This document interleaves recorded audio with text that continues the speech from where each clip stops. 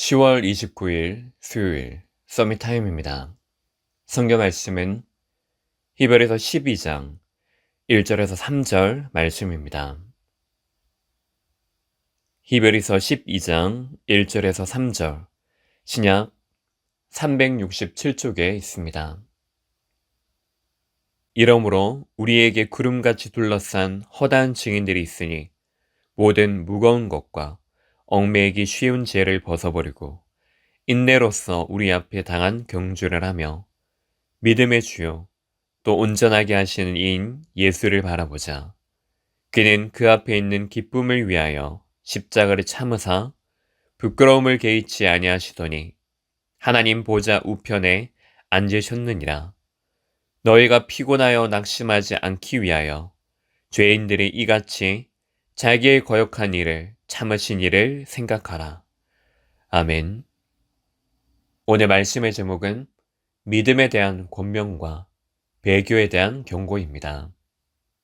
히브리서 12장은 오직 예수만 바라보아야 할 이유, 믿음을 가지고 끝까지 신앙생활할 것을 기록하고 있습니다.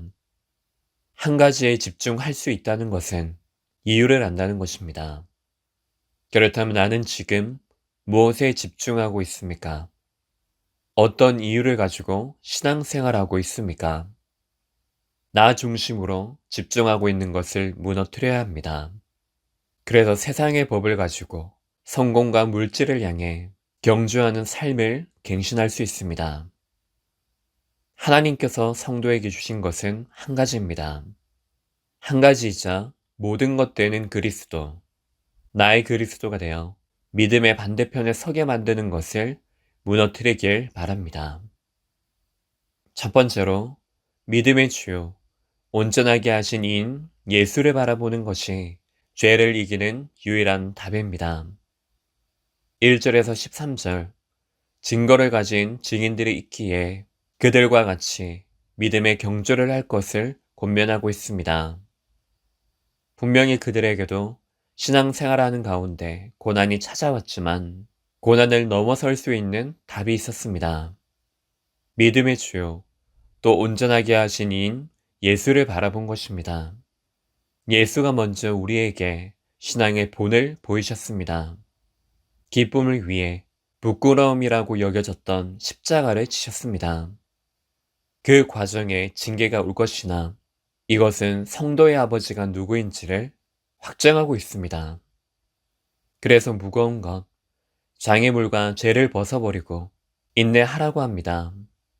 이 모든 것들을 넘어서고 이기는 것은 한 가지, 예수 그리스도밖에 없습니다. 즐거워 보이지 않는 과정처럼 보일 것이나 속지만 않으면 됩니다. 그 과정은 욥의 고백과 같이 연단함으로 의와 평강의 열매를 맺게 하기 위함입니다. 바로 하나님의 뜻대로 자녀가 살 수 있도록 그의 거룩함에 참여하게 하신 것입니다. 이 사실을 분명히 알면 낙심하지 않고 피곤한 손과 연약한 무릎을 일으켜 세울 수 있습니다. 그래서 끝까지 믿음에 경주하여 고든 길, 하나님이 원하시는 복음운동에 참여하기를 바랍니다. 두 번째로 은혜를 구함으로 복음 앞에 서는 것이 하나님이 만드신 나를 찾는 삶입니다. 14절에서 17절 하나님의 은혜에서 멀어지는 사람이 없도록 살필 것을 권면하고 있습니다. 경고이자 하나님의 사랑입니다. 불신앙, 우상숭배, 그래서 종교 생활을 경계해야 합니다. 에서와 같은 육신적 해결을 하나님은 원하시지 않습니다. 구원받은 자의 삶은 구원받기 이전의 과거의 삶과는 구별됩니다. 그렇기에 화평과 거룩하신 하나님께 은혜를 구함으로 나를 돌아봐야 합니다. 내게 주신 만남을 돌아볼 수 있어야 합니다. 그것이 내게 먼저 이루신 복음운동을 땅끝까지 전하는 하나님의 방법입니다. 또한 하나님 자녀에게 주신 것은 한 가지이자 모든 것입니다. 십자가를 지심으로 하나님과 인간, 그 사이에 있는 모든 것들을 화평케 하셨습니다. 그래서 이제 세상과는 구별된 하나님의 자녀로 살아가게 하신 것입니다. 다른 신분으로 구별된 신분을 가지고 살아가는 나를 찾아야 합니다. 과거에 묶여 죄와 저주, 사단의 권세에서 빠져나오게 한 그리스도 이름을 붙잡는 예배하는 삶을 말합니다. 한 주간 오늘을 틀린 답이 아닌 강단을 통해 주신 올바른 답을 붙잡고 살아가기를 바랍니다. 세 번째로 구원의 완전성을 인정하여 하늘을 좇는 것이 나를 살리고 현장 살리는 길입니다.